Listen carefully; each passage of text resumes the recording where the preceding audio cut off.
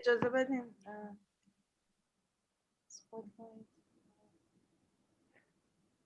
مرسی. بقیه بچه ها ویدیوهاتون روشن خواهد بود یا هر کی خواست خاموش کنه دیگه.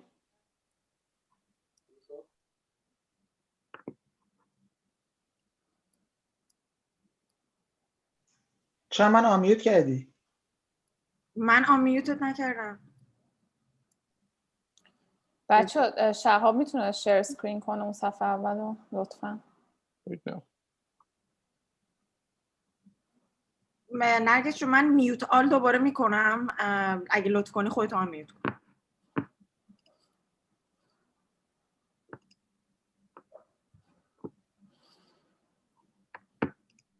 خودتو آمیوت کن. چشم. پارتیسیپنت ها همه اکسپتن بای دیفالت الان یا باید ما دونه دونه من الان ادمیت هول زدم و الان ویتینگ روم رو برمی‌دارم. عالی. یه لحظه. الان اسلایدر رو می‌بینین دیگه؟ بله. الان ویتینگ روم رو دیسیبل کردم و همه رو ادمیت دارم می‌کنم. خب شروع کنیم. لایف هستیم بچه‌ها روی یوتیوب؟ بله روی یوتیوب لایو. خب شروع می‌کنیم. چی آماده است؟ شروع می‌کنیم. Hello everyone. سلام و خوش اومدین. My name is Narges Bani Asadi. I am an adjunct professor at Stanford University and also president of Iranian Alumni Association. It is my pleasure to welcome you today on behalf of our organizing committee to the 4th Iranian Stanford Professional Symposium, or ISPS.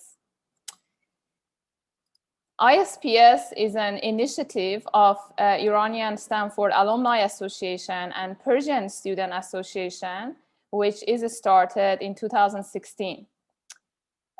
Shao, can you show the next slide, please? Thank you.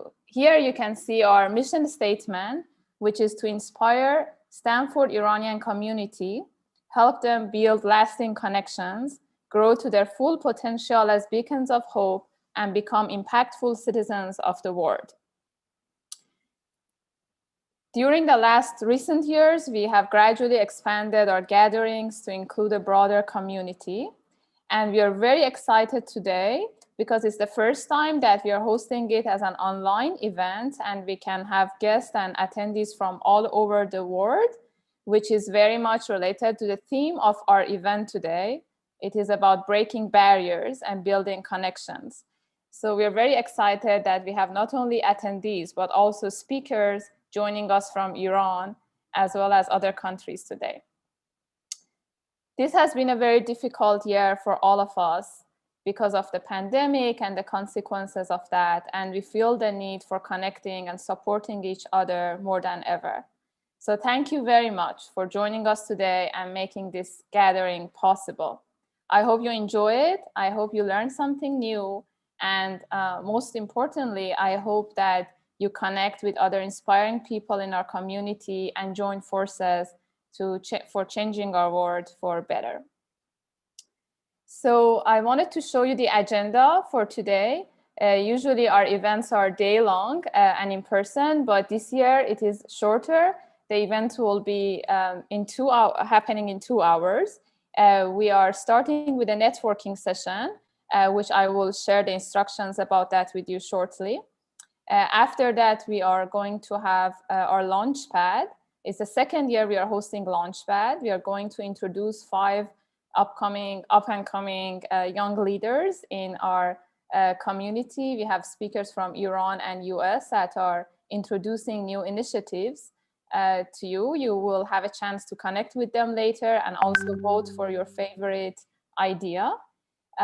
After that, we are going to have our panel discussion, which is a very interesting conversation between Farnoz Fasihi from New York Times and Professor Mehran Sahami from Stanford Computer Science Department about the role of technology in building or breaking barriers in journalism and democracy. During the event, we are also going to hear and see some community stories. This is stories of how some members of our community are responding to the pandemic and the challenges and opportunities it is bringing forward. So we are going to start with the networking session.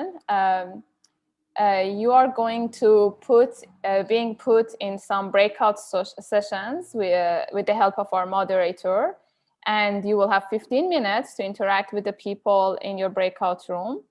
You can start by just introducing yourself and where are you connecting from. And here also are some icebreaker sample questions. If you like, you can discuss with the people in your room, such as during the pandemic, what have you liked about working from home? Are you going to keep any new changes after the pandemic? Did you discover any new talent in yourself while working from home? What interesting book or movie you have recently read or watched, and what is your biggest post-pandemic resolution?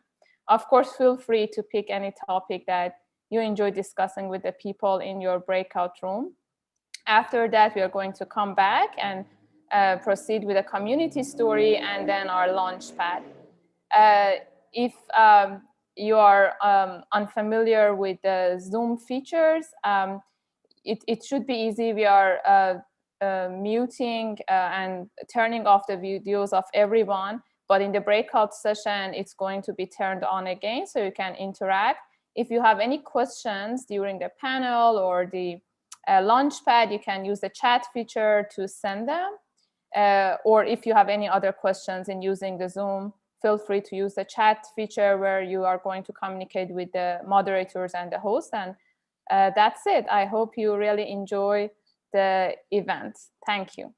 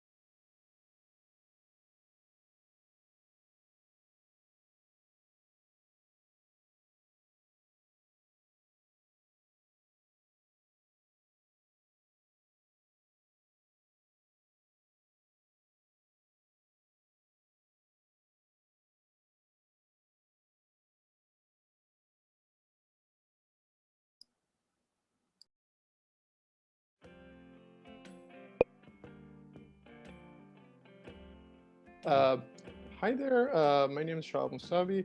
I'm currently a second-year student in the master's program at the Computer Science Department, and very humbled to be serving as the president of the PSA at Stanford.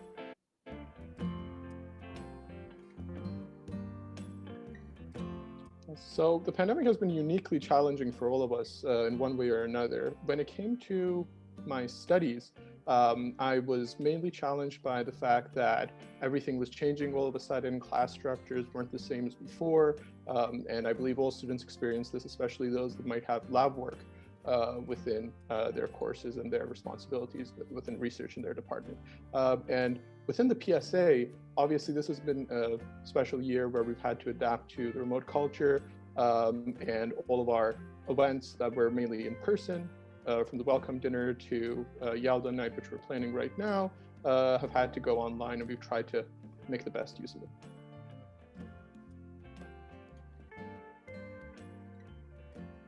Well, both for myself and for a good number of my friends that I routinely talk to at Stanford, we've experienced significant, obviously, mental, emotional concerns, whether it be for our safety, given the prevalence of COVID, safety and health of both ourselves and our family members, whether it be here or back in Iran.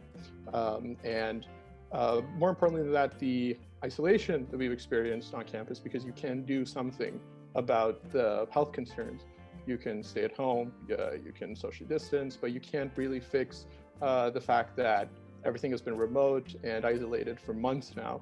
And we try to, this has had its own benefits of like trying to become closer to your friends, but the negatives far outweigh any positives.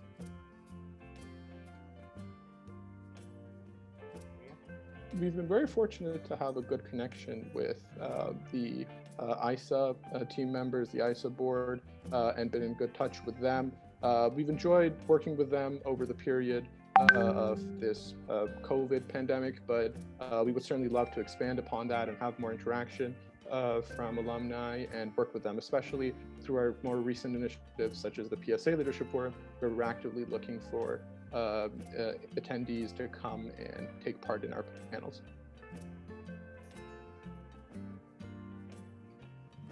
I believe there's no other way than to be optimistic about the future, but yes, certainly I am currently very optimistic about the future. I believe that the pandemic will subside in the coming months, and after that we can hope to have much more of a return to a new and safe normal, and continue to have the networking events that we had at Stanford that we so cherished and wanted to be on campus for, and that our community, I believe, will come out of this current situation. I believe.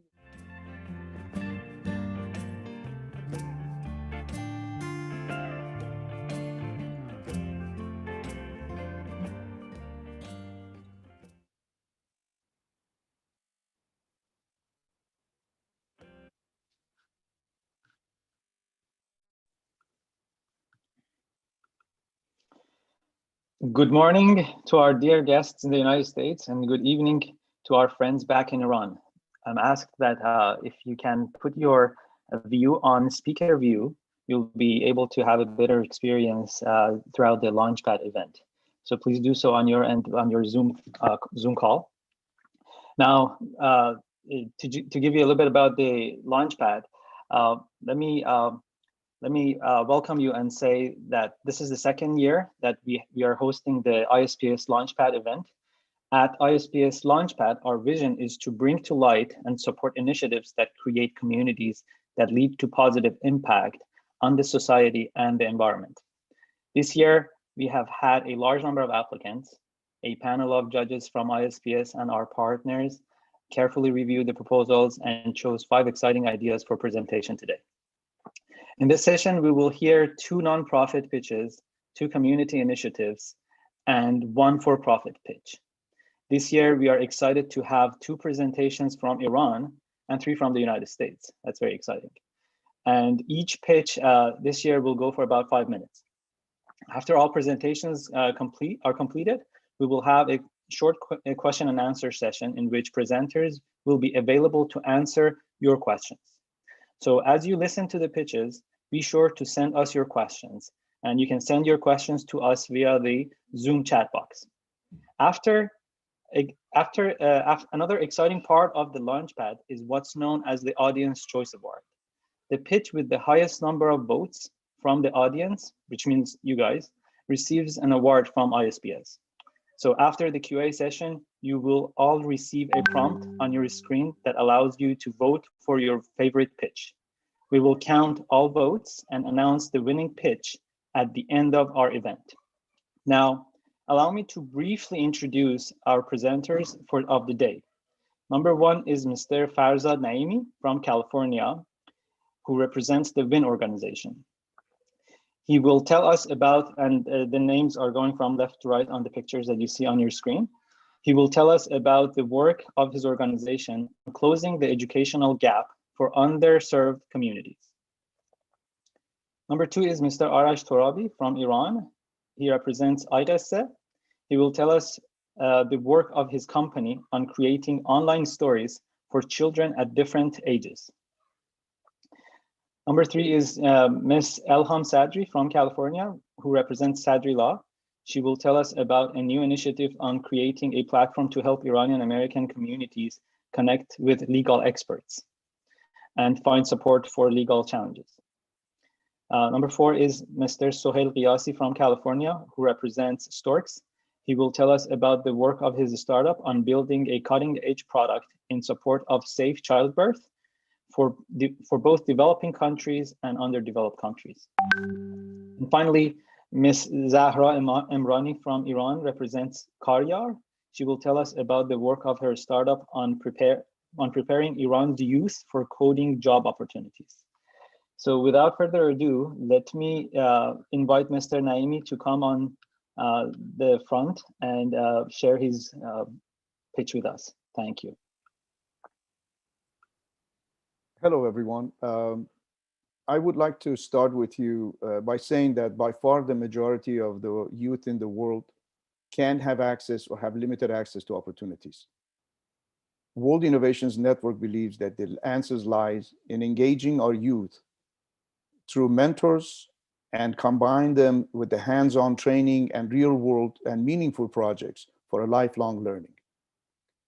If we want to see in the social changes in the social, environmental, and economic advancements, we need to rely heavily on developing and empowering our youth to become our future responsible leaders, entrepreneurs, and workforce. Next, please. Closing the educational gap, we provide workshops on innovative thinking, team building, and interdisciplinary real-world projects and initiatives, teaming up with the private sector and the executives and mentors and entrepreneurs from Silicon Valley. Next, please. In order to do and accomplish that, we created the United Community Alliance by teaming up with the Santa Clara County population of close to 2 million, 22,000 students in the community colleges, and over 60 mentors of highly specialized people in the Silicon Valley, entrepreneurs, executives, and also 3 companies, private sector. For the next slide, please, to start a project to value the importance and outcome of this program.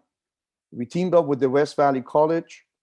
We trained and mentored innovative thinking and design thinking workshops.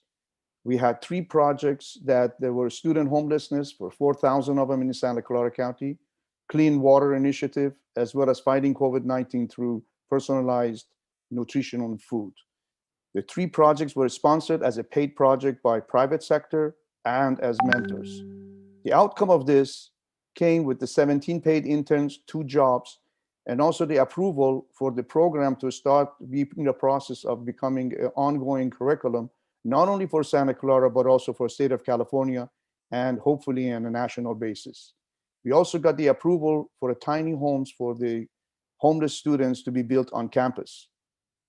Next slide, please. We cannot have done it without the team. The idea came from the co-founder and executive director, Mojgan Momeni, through her initiative at United Nations and the project called iEarn. Dr. Yahya Tabish, who is needless to introduce, he's the father of a next generation educational program, my mentor when it comes to education. Wade Ellis, author of many books, including Learning How to Learn. And the rest of the team, please check our website. I don't want to go spend too much time.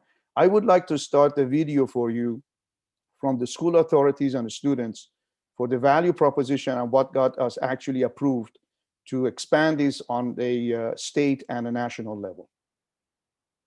The WIN program is rooted in project-based learning practices. It has been developed out of an extensive review of entrepreneurship, education, literacy, and frameworks. Post-workshop, we assess the students, and the results of the assessment, along with the summary of the experiences gained while taking part in the project, were eye-opening, not only to the program leads, but to our students. The results of the students' perception of entrepreneurship skills gained after the project, as well as their increase in self-worth and self-esteem, are exactly why we're doing this. Essential design thinking and creative learning tools, and applying them by engaging with real-world projects and challenges, guidance and mentorship from Silicon Valley's successful entrepreneurs, investors, and executives to team up and solve real-world problems. The WIN program is an essential project-based tool that is needed for all community colleges in order to build the next generation of success and successful workforce employees. I think WIN's model embodies the true genius of application-based learning, with case study projects that go far beyond the textbook and take us into the real world. This has given us a launching pad of sorts towards our careers, towards our dreams, because we know that we can make an impact, just like we did with WIN.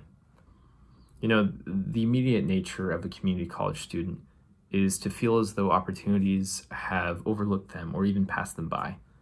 But these business executives, investors, CEOs, and presidents within WIN's network has told us to disregard that model.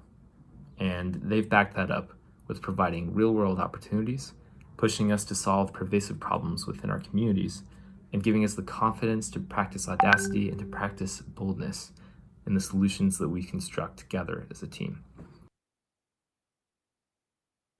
I think the innovative thinking workshops alone were very beneficial to me and the students, since it allowed us to get a better understanding of entrepreneurship and taught us elements of thinking innovatively that can be applied and incorporated in whatever career we decide to pursue in our future. And in addition to these workshops, we were also fortunate enough to be able to meet and network with a diverse group of mentors who taught me and the students the importance of mentorship and leadership. The innovative thinking WIN's value to our community is nothing short of limitless, ambitious, and unique, and they are the epitome of what it means to champion our youth. They recognize the hard work and the level of effort that students put in, and it is incredibly inspiring. In fact, this was so inspiring to me that it encouraged me to initiate a 100% student-led and organized nonprofit, hopefully in partnership with West Valley College, for homeless or housing insecure West Valley students. WIN's value. Community college students at West Valley Mission bring a very unique collection of backgrounds, perspectives, and ideas. And our partnership with the World Innovation Network is designed to harness all of those skills that are unique to our students and channel them into the public good. We're fond of saying to our students that getting a community college education isn't just about doing well, it's about advancing the common good. And through this partnership, we're able to look critically with industry-leading thought leaders as our partners at these problems through a strategic lens. And that type of education and real-world experience is invaluable to our graduates, and we think it will be invaluable to the community and invaluable to our partners in the community college system as well.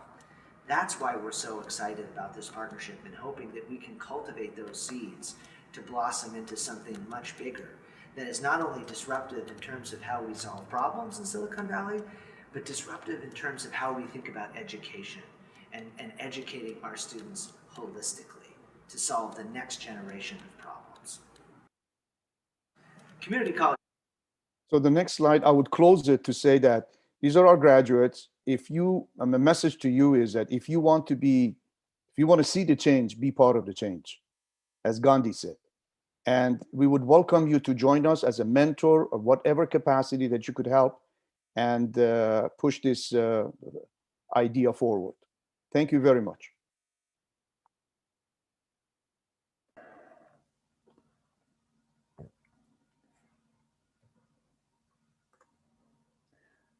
Hi everyone, I am Arash Torabi, the PR manager of Isps. I speak English with Isfahanian accent. 3 years ago, my cousin and I met Puriya, and then Isps has been created. I am telling you how. Please, next slide. Next slide. Please, next one. Thank you. In the summer 2017, many of you were dads or moms, but Puriya was not. He was a journalist. And as you all know, in Iran, you cannot be a dad and a journalist at the same time. It is too risky. Puriya was planning to become a father, and this dad thing was at the very same time he was banned from writing in newspapers. So Puriya made a big decision. He decided to say goodbye to his beloved career of journalism after 20 years and follow his passion of writing for kids. Joking apart, the truth is that there are not many satisfying Persian stories. More books are low quality translation from other languages, and many kids programs, both animations and puppet shows, are actually addressing adults. Children may even don't get the jokes and points in some of the kids programs. Please, next slide. Isps is a startup that produces original stories for kids. Children would understand themselves through the lives of characters in stories. They learn how to be a solver in the stories that they listen to. At the same time, we aim to keep the Persian language alive and dynamic. Please, next slide. Our proficiency is telling stories for kids between 2 to 15 years old. More than 70 professional writers, illustrators, and narrators are working with Isps. You can see some famous faces in this slide like Layli Rashidi, Elham Pavenejad, Puriya Alami, and so on. Isps team was able to get its foot in the door of many Iranian families. We believe that listening to quality stories is every child's right. We review feedback from children and their parents. All the stories review many times, so one may see the footprints of children and child psychologists in our stories. Please, next slide. Currently, we are producing more than 10 weekly audio stories. In the application, there are more than 15 story categories divided into different age groups. We have about 40,000 application members. Unfortunately, because of sanctions, our application is only accessible in Android, but iOS user could follow us through the web version. We have web application for iOS. Aiming to boost children's creativity, we recently introduced a new production named Creativity Calendar that got very popular in a short period of time. Isps is a privately founded by Puriya and his business partner Omid. An individual angel investor joined us so we could design the application. Please, next slide. We are delighted to have subscribers outside Iran. ISPS community could help us by giving feedback and providing advice to improve the content and customize it for the Iranian children living outside Iran. You could also give advice on our business model so we could financially sustain and be able to involve more artists. Finally, it is an honor for us if you join Isps family and spread the word and introduce us to the other Iranian families living in the US.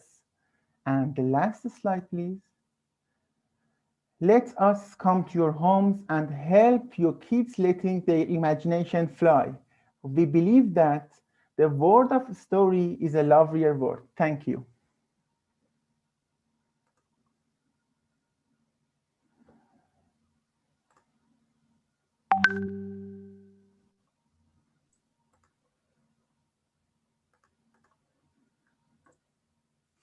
Hi everyone, my name is Alham Sadriam and I'm an immigration attorney in San Jose. I'm IABA NorCal alumni board member and I'm working closely with BAR's IABA National on this project.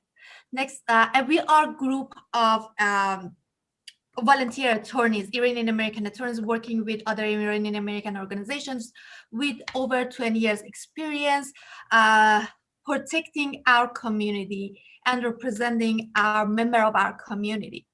I'm gonna start with a question. Have you heard about Shayan Mazroui's case? Shayan was brutally murdered in 2015 by white supremacist gang member in Orange County. Group of Iranian American organizations, including IABA, worked on his case, represented his family, and worked with District Attorney Office in Orange County to bring justice to his family. Eventually, the murderer was found guilty to second-degree murder. Unfortunately, next slide, please. Unfortunately, Shayan was not the only victim of hate crime in the United States. Bijan Gaisar was another victim of hate crime in Virginia who was shot by a police officer in 2017. At IABA, we worked on different cases, including on pro bono, including discriminatory bank account disclosure of Iranian nationals. We created a bank account committee on IABA to work on this case. Also, another thing that we have been working in our main project is travel ban. Well, the moment that executive order was issued in 2016, our IABA members were present in all of the airports across the United States. And so far, the only case that survived all of the challenges in court is IABA's case in court, and is the only standing legal challenge against travel ban that survived all of these last 4 years. Next slide. Thank you. And there are a lot of other legal challenges and policy challenges for our community here. Well, Bill S-386 was just passed in Senate last Tuesday that is going to impact Iranian graduate students here in the United States. When the way that it's going to impact is that when they want to apply for green card based on employment, including NIW, they have to wait. The estimation right now is 10 to 17 years.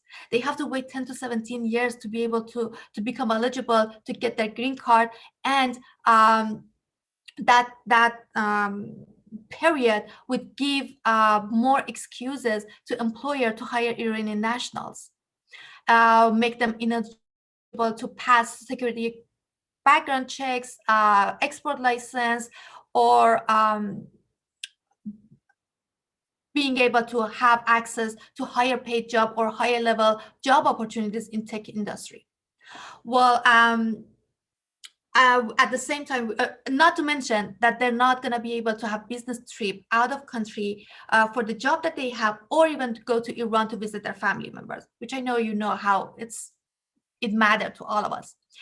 On this another project, we're working on a specific visa category with APAYA and other Iranian American organizations for parents of Iranian American.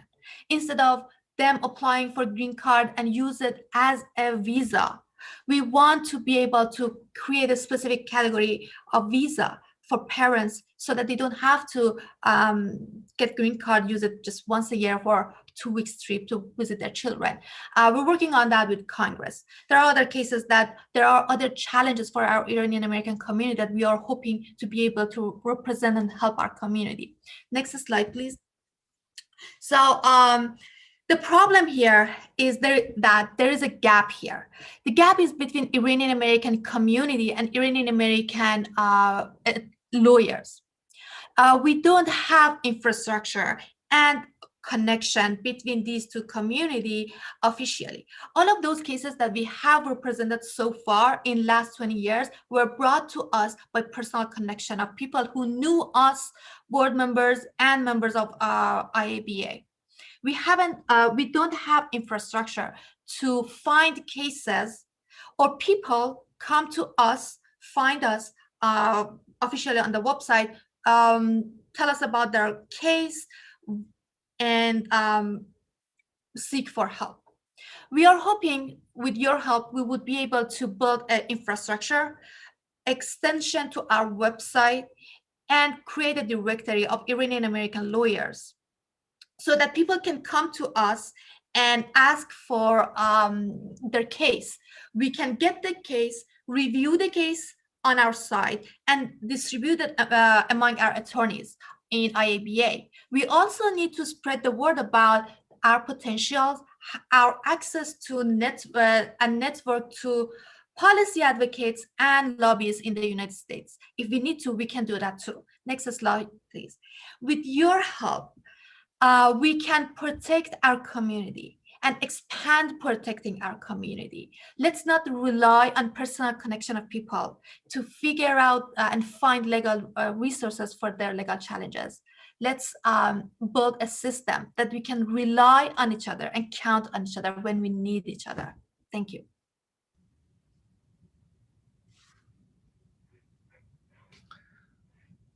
Hello, everyone. I'm pretty excited to share the stage with so many wonderful ideas. I'm Sohail Ghiassi, a co-founder of Storks, and I also wear another hat as a professor of electrical engineering at UC Davis. Next slide, please. If you consider the problem of birth asphyxia, which refers to a baby sustaining a long enough period of insufficient oxygen supply through the birth process, it can cause irreversible brain damage and also death. This problem manifests itself in two separate ways, or two different ways, in the low resource settings versus the developed countries. In the low resource settings, neonatal mortality has one of its leading causes birth asphyxia. And it's interesting to note that a lot of resources by WHO and a lot of government entities has been spent on reducing the child mortality. And while the rate of child mortality has been going down because of vaccination and many other innovations, neonatal mortality, which refers to death in the first 4 weeks of life, has been stubbornly steady. So this problem hasn't been really solved in that setting. In the developed world, we have a closely associated problem. And the issue there is that the technology we use for detection of birth asphyxia, specifically the fetal heart rate tracing, is known to have the accuracy of a coin toss for detection of birth asphyxia. Because of that, especially in litigious systems such as the US healthcare practice, physicians are compelled to take action. So there's a lot of unnecessary interventions, including C-sections, and it's not ideal because of the cost implications, the outcomes are poorer, and the liability is large. So what we attempt to do at the Storks is target the for-profit US market first, but as byproduct, we would like to solve a global problem in the low resource settings as well. Next, please. So our technology, what it does is non-invasively through the maternal abdominal tissue layers, it directly senses the fetal blood oxygen saturation. So you can think of it as an extension of the normal commodity pulse oximeter applied to a baby, but it's done through the maternal tissue layers. And a natural question is, in such a setting, how do you test it? So the bar to test with pregnant women is pretty high. So we had to resort to an animal model, and a sheep model is considered the standard in the world of obstetrics for a lot of research in this line. So what you have there is a validation in a hypoxic lamb model in which we can do blood draws and then corroborate the measurement of our device with the ground truth, which is obtained through blood gas analysis, and our device happens to be very accurate. So the data I have there presented in recent conferences and journals in obstetrics certifies that. And recently, next slide, please, we have started testing this in patients. The bar for enrolling patients into studies is high. Enrolling pregnant women is even higher, has a higher bar to do. So we feel pretty excited about having cleared that bar. And we're trying to do testing during antenatal visit at this point. And we have patients who are at least 36 weeks pregnant enrolled in our study. And the aim is to provide support to take this intrapartum and show that we can improve intrapartum outcomes. Next slide, please. So in terms of where we stand in our journey, you have a brief overview there. The work has been supported by, in the past 5 years, through basic research grants, through my role at UC Davis. And we've done several prototypes and validations that I briefly kind of talked about. And we have received small business grants for Storks. Now we are moving on with antepartum, the study that I talked about. And the aim is to take this intrapartum through both animal models as well as patients. And the hope is to, and the plan is to, by the end of 2022, we can freeze the design and then go to the FDA for an approval process. Next slide, please. So here's a brief overview of the team involved at this point. I especially like to acknowledge the wonderful team of clinical collaborators we have had, and we've been privileged to work with them.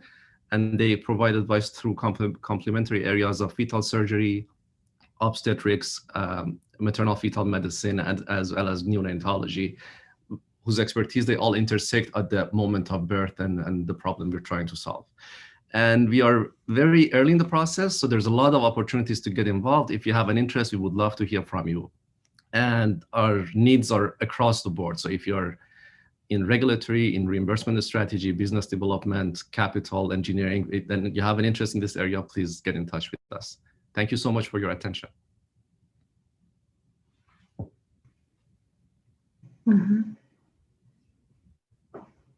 Hi, everyone.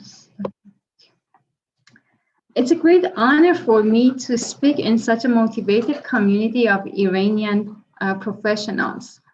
I'm trying to turn on my video, but it doesn't let me. So we keep on. And I'm excited to hear such innovative ideas, and one of them is very similar to Karar. So, but with different audience, different target group. Something is wrong. Okay. No, sir, I'm trying to turn on my video. Let me go on. No, it doesn't let me. So if it's okay, please go to the next slide. I'm Zahra Emrani, giving you a little background about myself as well as Karar team, and we'll tell you how we plan to fix the disrupting cycle of poverty by empowering youth to cope. I had a long journey Here is good. I had a long journey starting from software engineering, followed by earning MBA and then MPA degrees, receiving my second master's from UW in Seattle, and had the opportunity to work as a researcher, project manager, and advisor in many recognized NGOs in the US.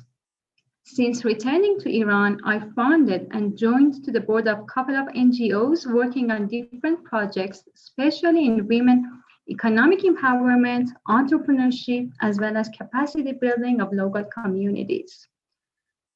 Mentioning Karistan documentary series here, as I believe most of you have heard of it. Social impact, capacity building, empowerment, entrepreneurship, socio-economic development, they all come together in Karar. A very good team with years of experience in NGO sector, management consultant, education, entrepreneurship, and startup ecosystem come together at Karar.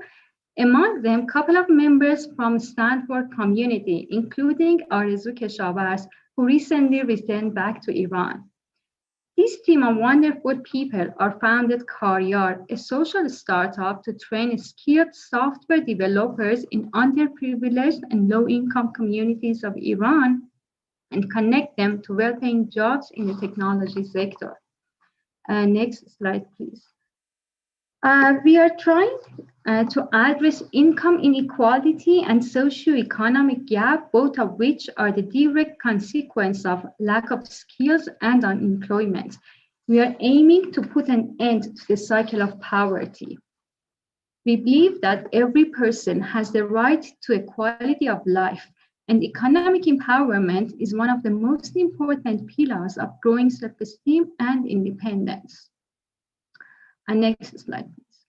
As you all know, the emergence of COVID-19 negatively impacted the economy and business all around the world. At the same time, this has brought a big opportunity for online learning and remote work. This inspired us to seize this opportunity, bring the education and work to the houses of underprivileged people all over the country. And next, please. Our services focus on the youth from marginalized communities. We don't want to reinvent the wheel. So we use the current capacity to outsource the trainings. Karar added value to get our trainees employed is the soft skill trainings plus our good team of volunteers as mentors and TAs who spend time with trainees to make sure the students participate in the course, do their projects, and are on the right track in their professional journey. And next slide, please. For the first 3 years, we focus on empowering trainees for placement and freelancing job opportunities. Our vision is to eventually expand to all over Iran and enable low-income communities to take on remote work or get outsourced projects from anywhere in the world. And finally, educate and inspire entrepreneurship. Next slide, please. Karar is at the early stage. We have designed a pilot phase in which we already started to train 50 motivated youth countrywide and planning to prepare them for the job market by the beginning of this coming Persian New Year. As we are in our path forward, we believe that ISP's community could help us in many different aspects, including provide advice and mentorship to our trainees, develop long-term strategies to grow our social business, as well as support developing our infrastructure. We are collaborating with a US-based NGO with OFAC license, so in long term, we could get sponsors for our trainees. And last slide, please. So these are a group of our students, and please feel free to contact me with your questions and guidance. We are very much looking for your strategic advice and support to help us ending the cycle of poverty. Thank you for your time.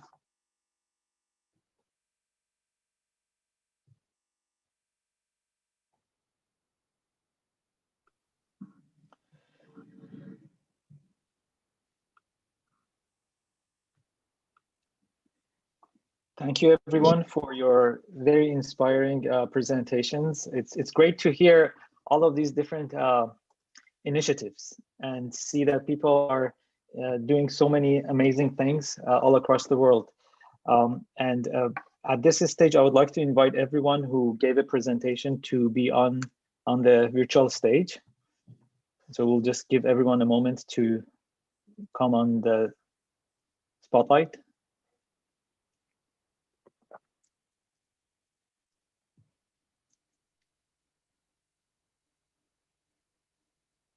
Do we have everyone?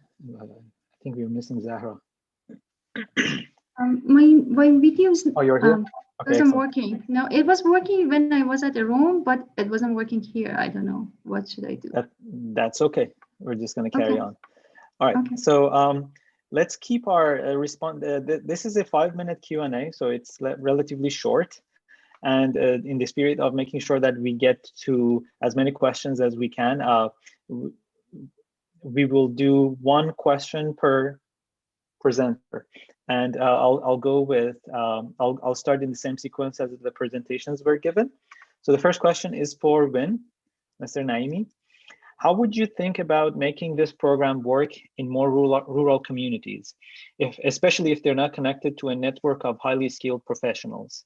And an extension of that question is, how can people volunteering for you can bring in their expertise to do good as a volunteer in your organization?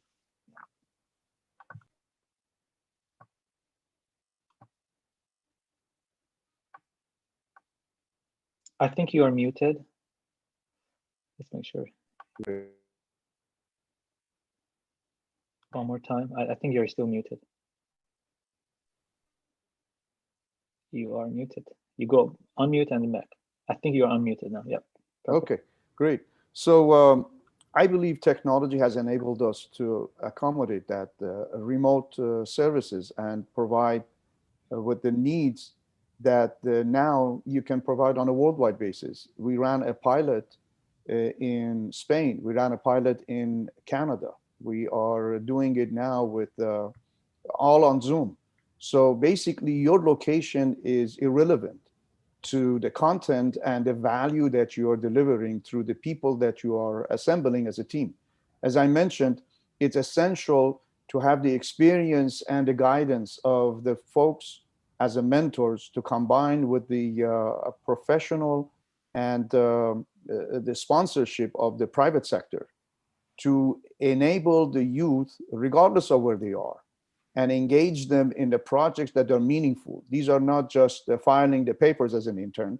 These are getting involved with the real world problems and the issues that collectively as a team of a very diverse, interdisciplinary, and also with the guidance of a professionals and experienced people to solve these problems together.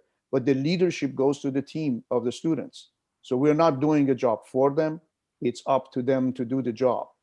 And so as a result, what we see is that the location is irrelevant. It's a matter of content and the passion and dedication of the people who would like to deliver that knowledge and share it on a worldwide basis. That's our goal and dream. Excellent. And how do people reach you to basically provide their volunteer? Yes, we are looking mainly for mentors because, as I mentioned to you, it's a very diverse world. And also interdisciplinary aspect of what we do is the core of innovation. So we are looking for mentors by whom we could pull in to the pool of our knowledge that could be shared with the students when it comes available through the projects. And or if you are a startup or if you are a company that would like to participate and sponsor projects that are meaningful, we are also very much interested in that. We had a venture capitalist who sponsored the Clean Water Initiative. We had another venture capital that provided support for the homeless students. So this is the combination of private sector and public sector coming together with passionate mentors that they want to empower our youth to be at their best. Well, thank you so much for that explanation. And thank you for your presentation. Very interesting talk. And now next question is for Isps. What type of support do you need to take your stories to the Iranian children living outside of Iran? Every type of helping. Can you be more specific? Yeah, we need, we have many audience outside Iran, and it is honor that you can invite your friends, tell them to come to Isps and listen to our stories. Maybe just you can telling your friends and just Iranian outside Iran and specifically in the US know us. It is a very, very good point for us. That's interesting. Actually, I see a lot of questions, people asking on how can they volunteer for you. They might be interested in participating and helping you bring your stories to the to basically abroad. If you have any thoughts on that, would love to hear it. Can you repeat your question, please? Because I'm not sure I understand completely. No worries. So the question is that some people are expressing interest in helping volunteer for your program, and if they wanted to volunteer for you, what kind of help can they provide to you? We can keep in touch with our email, and because in this moment I'm not sure how can they help. Maybe they should suggest us something, and because recently in this 1 year, many people and many companies suggest us for involving in Isps. But we should listen to people how they want to be a volunteer for Isps, maybe we can speak together and we should listen what they want or what can they do for us. Makes sense. Okay. Well, thank you so much. You're welcome. Yep. So next question is for Ms. Sadri. So the question is that, one, can you clarify if your organization is for-profit or non-profit? That's one of the questions that came up. And the second question is, can you make a repository of the legal challenges Iranians are facing? Is that a possibility? And how can we, with ISPS, join forces as a community to improve things? Yeah, first of all, Sadrila is my firm, but I'm representing IABA here, a nonprofit organization, Iranian American Bar Association with 20 years of experience. So that's just my job and the nonprofit that I'm working with. But the thing is that we are trying to do this through IABA, the nonprofit organization that have been founded 20 years ago in the US, including Iranian American lawyers. And the way that we have been trying to build a directory and resource for Iranian American community in the United States so that they can reach out to us whenever they have a legal case, whether it's something related to their nationality, like travel ban, bank account closure stuff that is targeting them because of their Iranian heritage, or if they have a case, they're looking for Iranian attorney to speak in Farsi with them, and different topics. We've been working on how to make referral among ourselves and help community. The thing was that we are a nonprofit organization. Everything is not on a voluntary basis, and we haven't been able to fund creating a directory that people come to our website and look for attorney or let us know what's their problem. The other thing that we hope our community, this joint force can help us is spread word about our potential, what we have done so far and what we are going to do, and expanding protecting of our community. So the help that we need are two categories. First, building a website and infrastructure for our nonprofit organization to expand to build a system and expand protecting our community. And second one is about spreading the word through journalists, reporters, and leaders of other Iranian American organizations to let community know that we are here to protect our community. Well, I'm sure that there will be plenty of individuals with similar expertise as what you're looking for in this call.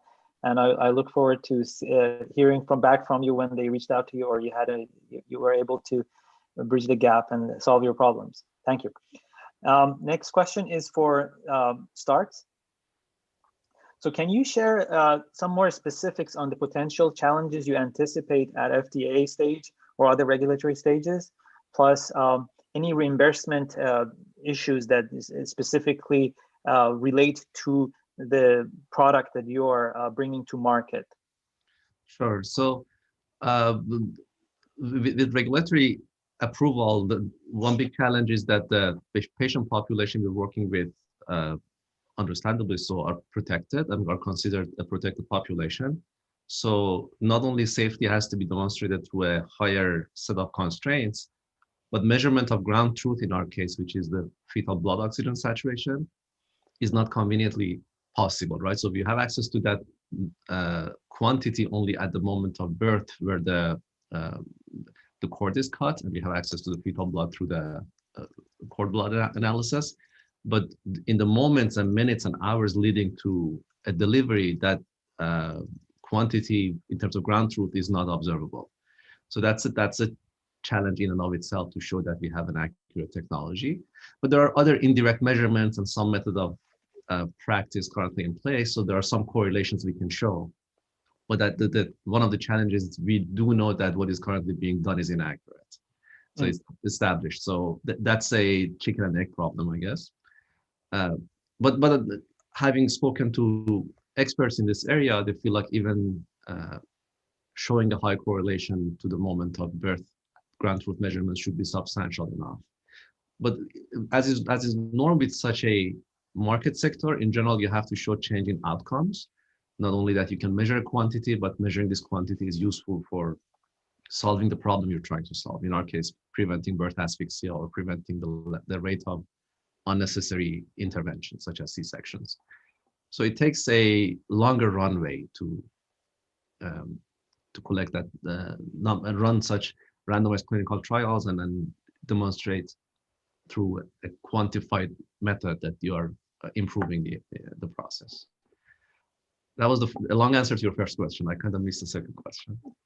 Yep, no worries. That was actually an excellent answer. And the other part was on the reimbursement stage. Oh, reimbursement. Any thought? Yeah. Sure. So that's a critical question for us. It happens that the rate of C-section in the US is higher than what not only the UN thinks is safe and recommended and warranted, but also most of Western countries do. So, and on average for a commercial payer, a C-section is about $10,000 more expensive compared to a natural birth. Physicians don't like it because of the liability. Increasingly, moms and families don't like it because they are aware that the outcomes are worse in terms of the risk for both mom and the baby. And I can go through a laundry list of things that I know of in terms of the risk for asthma for baby, risk of hemorrhage and maternal mortality rate and so forth, which are higher for C-section delivery compared to natural birth. So it's one of those rare cases where payers, providers, and patients have aligned interests. And what is making the change in the market is regulator has become aware of it. So different regulatory bodies, for example, covered California. For those of you guys who are not joining from California, it's a marketplace that the state of California runs for selling insurance to people who buy on that marketplace. So as an example, they're setting a bunch of quality targets, C-section rate being one of such examples. And if a hospital misses that rate, they're going to be forced out of the in-network designation for the Covered California, for the plans sold on Covered California marketplace. So that's a large incentive for hospitals to get their acts together, if you will, to bring the rates lower to what is normally accepted. Yeah. Thank you so much. I've looked into the medical process of shipping products to the market. I mean, kudos to you for doing such hard work and such challenging work. Lots of reward there. Thank you so much. Thank you. So final question is for Karar. And the question is, what insights and learnings have you collected on doing your limited training and mentorship on the 50 trainees that you mentioned you've had so far? And what are the success stories that you would like to share with us from that experience that will hopefully take you to through your journey to the next levels and help you build on what you have started? Thank you so much for your question. So we are at the middle of our pilot phase. Like our training will be finished in 1 month. But what we have learned so far is that, so our 50 trainees are kind of distributed in different parts of Iran, like from Maraghe in Azerbaijan to Iran Shahr in Sistan and Balochistan.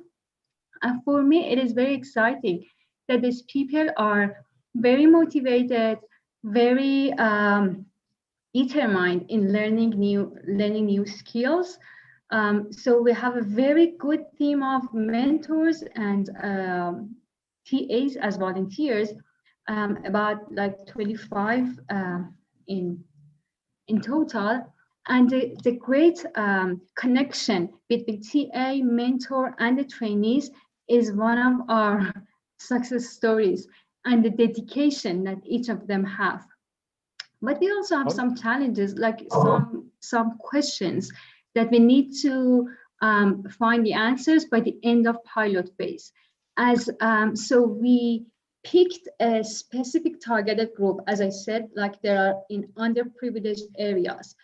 Most of them are college students, like among 18, 20 to 22 years old. So a person from marginalized areas in the age of 20s, they're working. Most of them are working, but in very in very hard jobs. Like some of them are doing very, very different jobs and for long terms, long hours. So they don't have enough time to participate in our classes, although they do. Like their participation rate is very high. But this is something that we should find a way, because they need to earn money, they need to work, and they need to learn skills. Like we have a student. He's learning Python, and he's 20. He's working in a tailor shop, like 12 hours a day. And at night he's studying, and Arzu Keshavaz is his mentor. So she knows that how hardly he study and how motivated is he. But so this is something that we need to think of, and we need to find a way. Maybe we should support them during this period so they can concentrate more on the lessons. I believe that like by the end of this pilot phase, we will get to some ideas, like with brainstorming with TAs and volunteers, we could find some ways so that these people can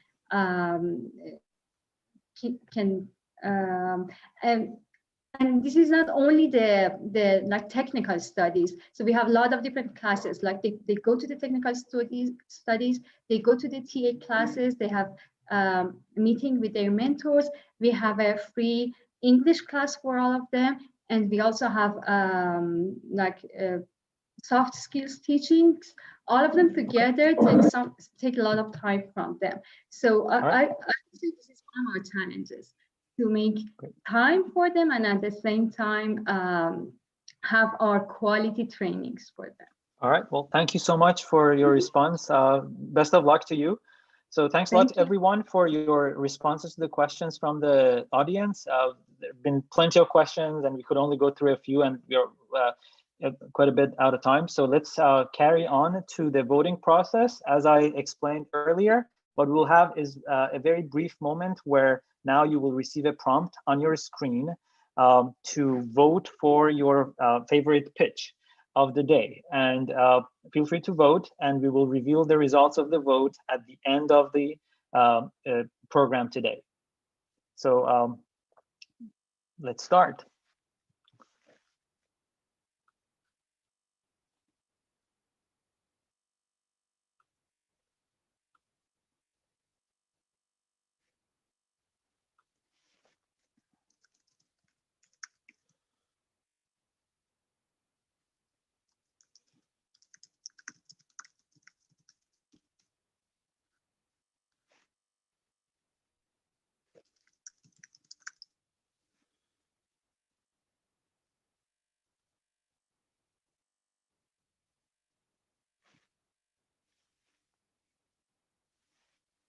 Okay, we have about 10 more seconds before we wrap up the voting process.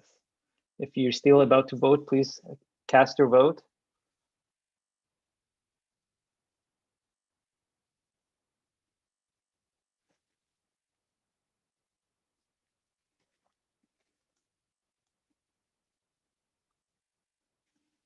Okay, and it's the end of the voting process. Thank you so much, everyone, for participating in this year's Launchpad. It was a pleasure to be with you. Have a great rest of the day. And now we're going to carry on to the next stage of our program. Thank you.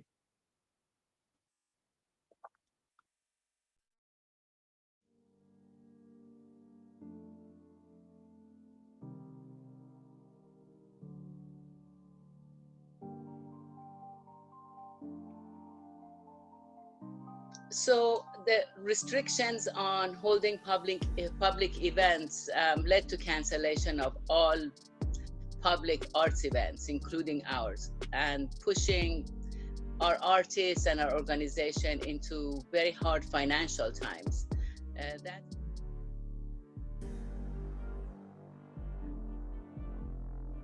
There were very tangible financial effects on our operation.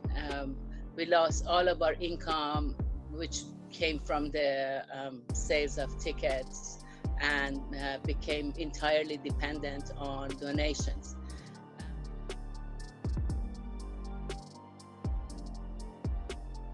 Yes, we have received help from our community. However, like I said, we are a community-based organization where we had a very prominent physical presence. We produced about 40 events each year. So we were seen, people could come to our events and see us, and we could see them and all of that. When that has sort of been eliminated, it's very difficult to maintain the presence and talk about the relevance. So the community has been great. At least, we know they remember us. We remember them. We made a little video with pictures of all the people in our audiences over the years last month, and we reminded them how much we miss them amidst our audience.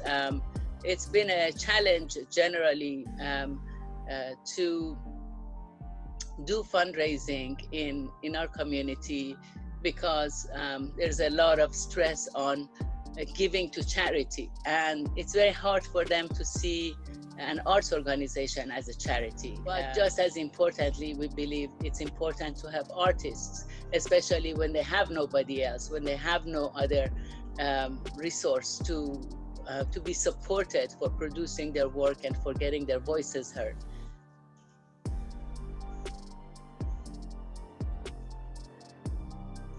I'm very optimistic about the future. I think our whole business is built on the optimism that art heals, that art connects people, that art brings people together and generates or helps maintain really vibrant, hopeful community.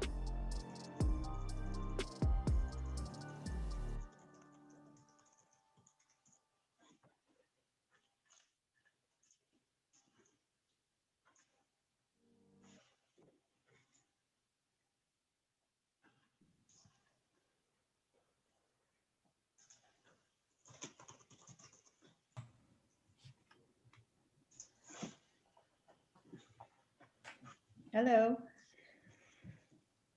All right. Good morning. Hi. Hi. Good morning and welcome to the ISPS 2020 panel, Technology Breaking or Building Barriers in Journalism. My name is Mohammed Hikmat and I'll be your host for this panel today.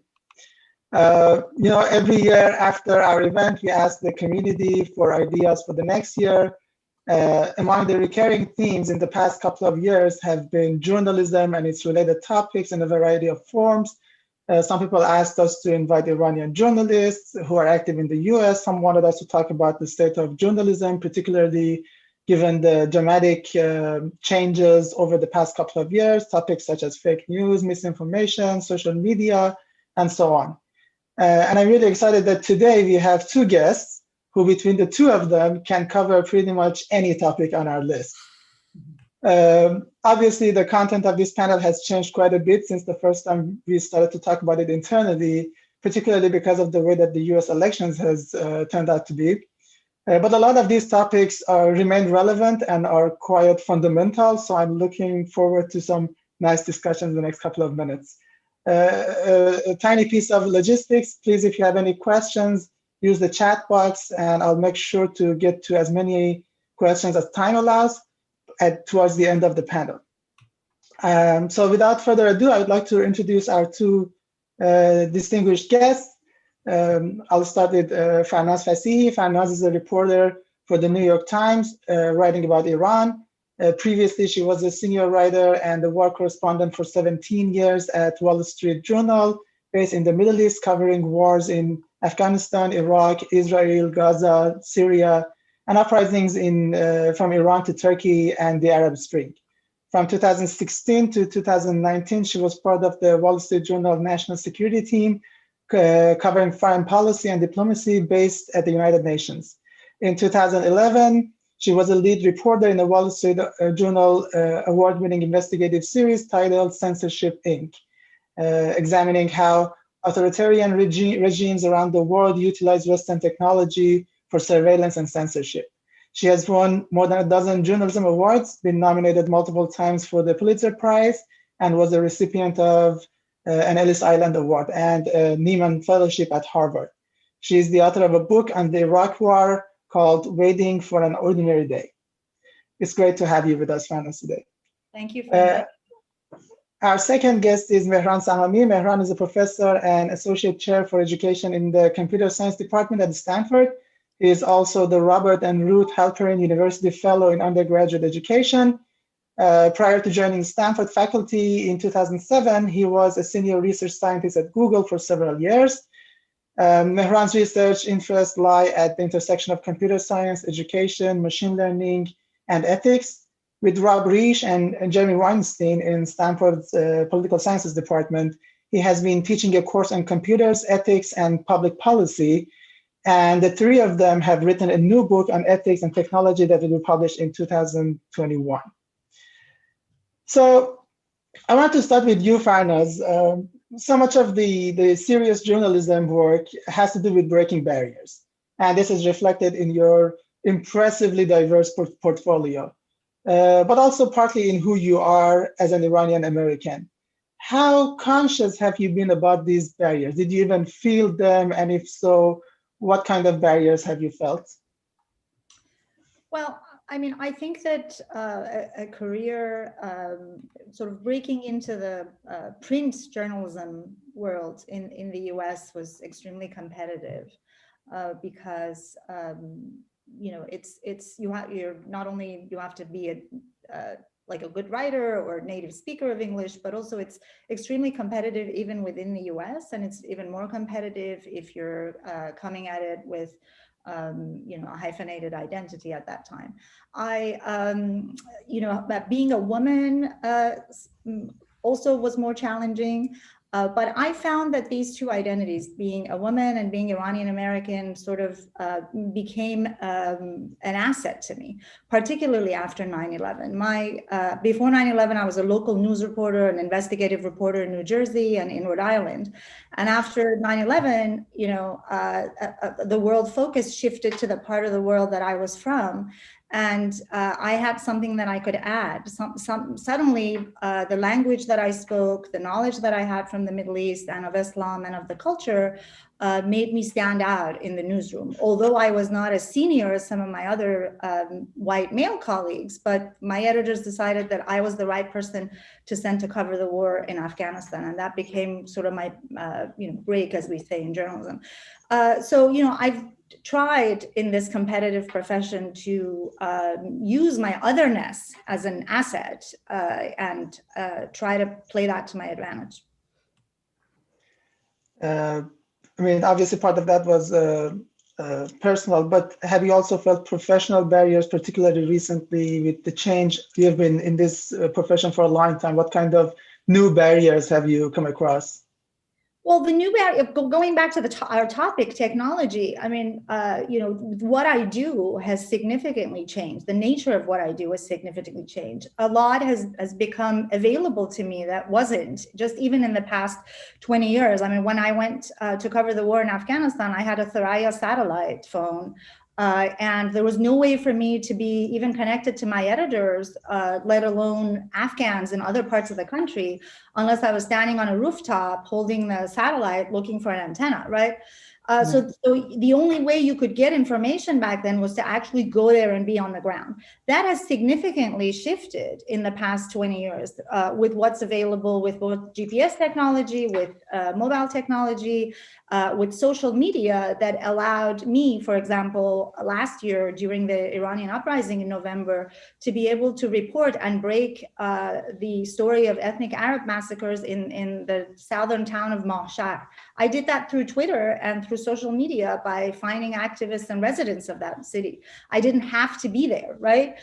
So it's made a lot available to us. Its technology has broken barriers, but as you mentioned, we're also faced with a lot of misinformation, a lot of disinformation, a lot of agenda-driven information that's fed to us through these social media platforms or citizen journalists. And I think a way to confront that and to sift through that is to come at it with experience on the ground, right? I think that the way that you can effectively use technology in my field to your advantage is to have had that contextual experience of being on the ground, understanding the story, having sources and networks that you can sort of go to and say, this is what I'm seeing on social media. Is it true? Or does this even make sense? Or understanding that context. So neither of this is possible. You can't just rely on technology to do journalism, and you can't do journalism without relying on technology. I guess that's an important point about being on the ground to be able to verify things. You know, obviously journalism has a lot to do with gathering and distributing information, and not surprisingly, many of the people in this audience deal with information technology on a daily basis. Some of this technology that you use are enabled by people in the audience. So it's also something that is very extensive all around us. Maybe I can ask Mehran about his take on this. You are a deep thinker and you have devoted a good portion of your recent work to ethics. I'm sure you have a lot to say about journalism and information, as they both deal heavily with ethics. Things like misinformation, how can, on the other side, as a technologist, how can we deal with that? Well, thanks for having me. I mean, I think that notion of what kind of information you inject into the information ecosystem is, the big one that we're grappling with. And we've been grappling with it. It really came to the fore before 2016, but we've really been grappling with it since we had Brexit, since we had the election of Donald Trump, where there's a lot more active misinformation that's being injected into our information ecosystem.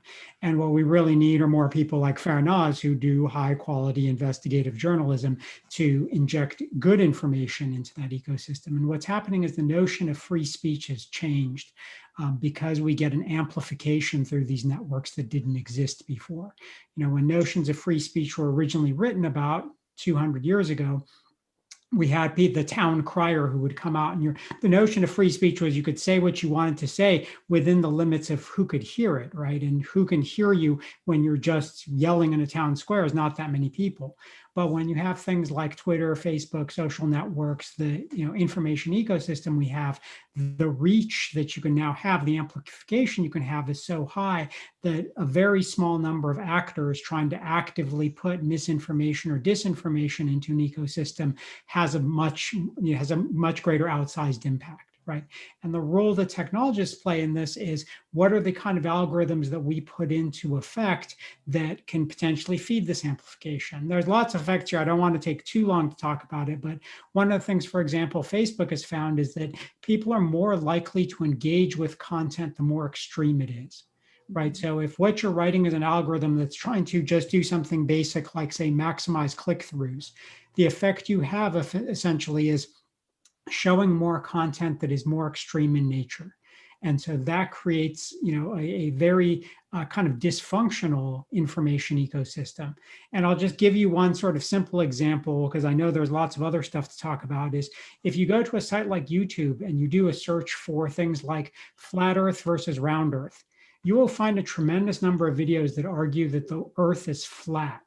Right. And people would just look at that and say, well, that's preposterous. Why would that be? It's because no one has an incentive to create a video that says the Earth is round. Right. There are so many things that we take as truth that no one feels a need to inject that truth into the ecosystem.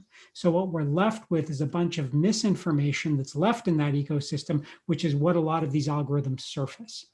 And so that's kind of the problem that we're trying to grapple with, among others. Great. I want to come back to this. The companies and corporations, because they have been in spotlight, particularly recently because of the way, particularly since 2016. I'm going to come back to that, but before that, I wanted to, along the same lines, ask Farnaz another question. So you talked about how technology has made it easier for you. That's that way information can get to you, but there's also the flip side. A New York Times article is mostly read by a circle of elite people, right?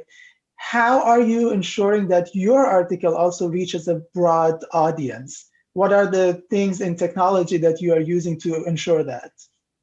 Well, I mean, I do think that the New York Times has a pretty broad reach, right? We've got, and the reach is, maybe the core is sort of seen as the sort of elite, but it is further than that. I mean, our stories get read internationally and across the board. The recent Iran Me Too story that I did had something like hundreds of thousands of views from inside of Iran, right? So one of the ways that the Times is trying to extend that readership is by promoting stories on social media, both from company accounts, but also we do the same thing too, right? So on Twitter, I have a lot of followers that are in Iran, a lot of followers that are outside of the United States, that I've got a lot of followers who are Trump supporters because they're interested in sort of this dynamic of Iran, US, and his maximum policy. So when I post something, I know that just through my social media account, my platform, it has the chance to be seen by a wider audience than the people who subscribe per se to the Times. So social media is a great platform for that. It's also just stories getting shared. People share the stories along the line, they repost it, and it gets read. The other thing that the Times has started doing is translating pieces targeted to that audience. Right, they've been doing this for the Spanish audience and for the Arabic audience, and most recently with my Iran Me Too stories, they translated my stories to Farsi and posted it on the New York Times website, and that had great reach because then Iranians could access my story in their own language, a story that we thought was important within Iran's social context. So that we're trying to find ways to break out of that echo chamber. However, in this very polarized and very political environment, both in the US, both in Iran, the two places that are the focus of my reporting, we have the challenge of trying not to just preach to the converted or to break the barrier of this bubble that we have, right? To make sure that we reach a farther audience than our normal. And it's a challenge because, we are facing things like the President of the United States calling the New York Times and the free independent media enemy of the public, of undermining the stories that we put out, right? So if you constantly undermine the public's trust in the media, then that becomes a problem. Then how do you, even if you try to reach them, do you trust the information? Do they trust you? Do they read it? Or do they just dismiss it and say, oh, it's the New York Times or it's the Washington Post. The president says they're the enemy of the public. It's all fake news. So we're really in the past couple of years have seen just a remarkable, tension in areas that we didn't think was really going to be places where we would be attacked. Sure. Maybe I don't know if you have these statistics or not, but do you have a sense for, you mentioned that you have Trump. I assume that the majority of your audience are not Trump supporters, or maybe the Trump supporters who are interested in your news are there to criticize. Do you have a sense for what percentage of New York Times audience is genuinely Trump supporters who are there to understand, to follow what New York Times says? Is that the statistic available? I don't know if that statistic's available. If we have a very robust department that tracks audience engagement and all that, but that statistics, if it's not available, it's not available to me. So I don't know that. I can only talk about my own Twitter followers, right? So I've got something like 76,000 followers on Twitter, and part of not all of that audience is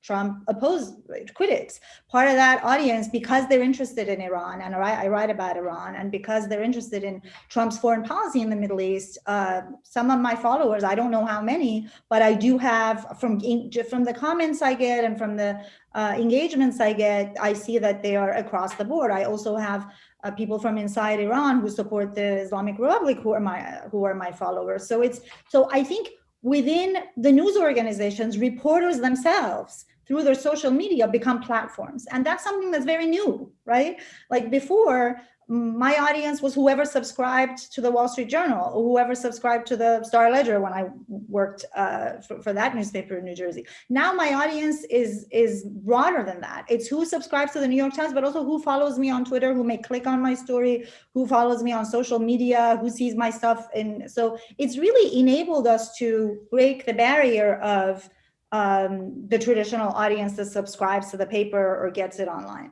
And that's an advantage.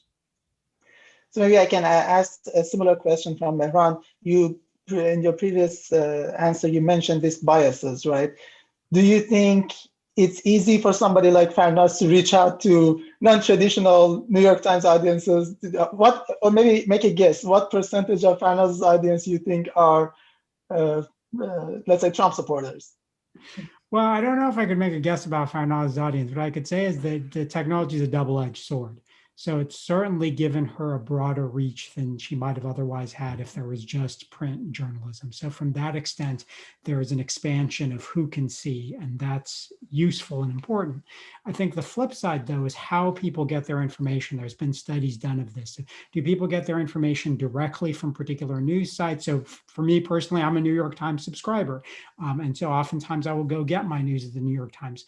But what other channels do you use for information? So if you look at something like Google News, Krishna Bharat, who is one of the people who helped create Google News, something that he had in mind very explicitly was to present a diversity of sources of information. So when I go to Google News, for example, I'll see New York Times, but I'll also see Fox News and I'll see a bunch of other things, because the idea was to try to present a broader range of stuff.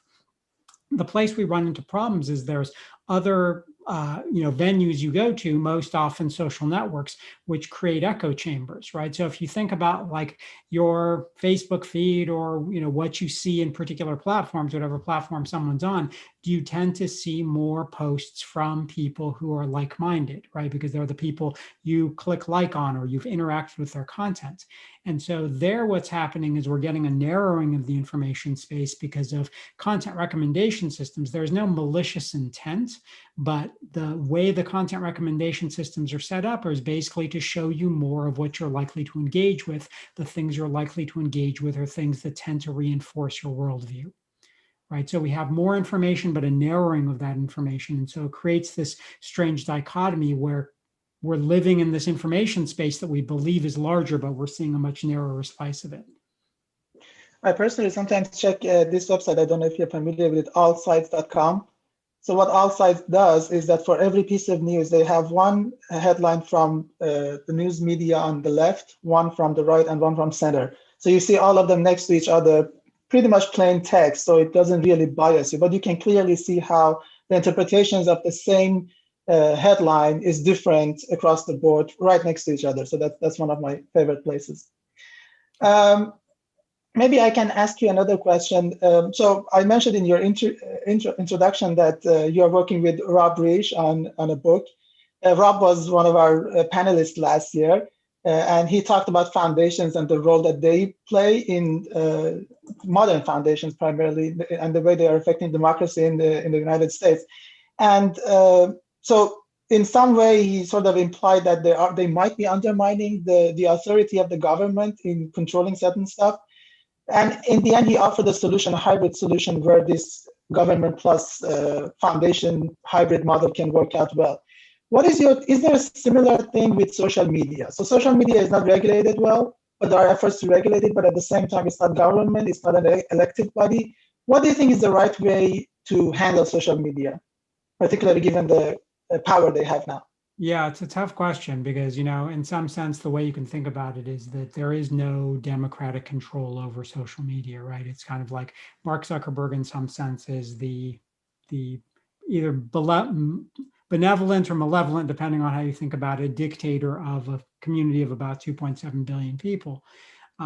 The main law that exists right now that in relation to the social networking platforms, the people are starting to hear more about is Section 230 of the Communication Decency Act, which was passed in 1996. And the basic idea is that it immunizes the platforms from the content that's put on there. So if you think historically, right, if ABC News or CBS are kind of the classic, networks that we used to have, 30 years ago in terms of when we got our news, like Walter Cronkite, they were responsible for the content that they put on there, right? So if they put something on there that is potentially slanderous or libelous, they have legal liability. What Section 230 basically did is it said that folks like, online platforms are like a telephone company. So a telephone company is not liable for the speech that actually gets carried on over the telephone network. And so what CDA 230 basically does, it says, Facebook and YouTube and Google and whoever are not responsible for the content that's on their platforms. So that gives them broad leeway to be able to have what information that's on there.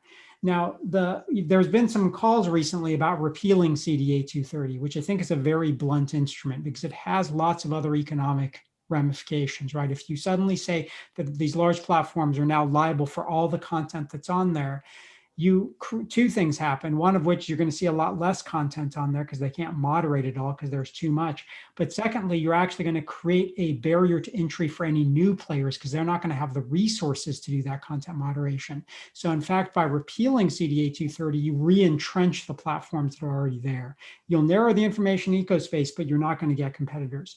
The place that there actually is leverage, I think, in terms of getting more democratic feeling into social platforms is for lawmakers to leverage CDA 230 to say, look, we're going to potentially change this protection that you have unless we see more good faith effort to regulate speech along particular lines, right? And then you can actually have legislation to indicate what those lines are and what the standards are for regulation. Without repealing 230, you just use it as a leveraging point to say, like, things will get much worse unless you try to take steps in this particular direction. And so you can create new legislation that way. So I think there's hope. It's just complicated. I think one issue is that a lot of these regulations are sort of an afterthought, right? So something needs to happen, then the regulation comes along. Whereas a lot of elected bodies, people can have a say before the thing happens. So I think there's a distinction there on what and when things can be done. I think it's a very... Can I ask Miriam something on this point as somebody who uses this? So one of the problems that I encounter, and I think many journalists encounter, particularly in the Iranian social, is the onslaught of violent attacks, right? Like that Twitter, particularly on Twitter, but social media is used as a way to target, harass, rape threats, death threats, just a lot of violent abuse, right?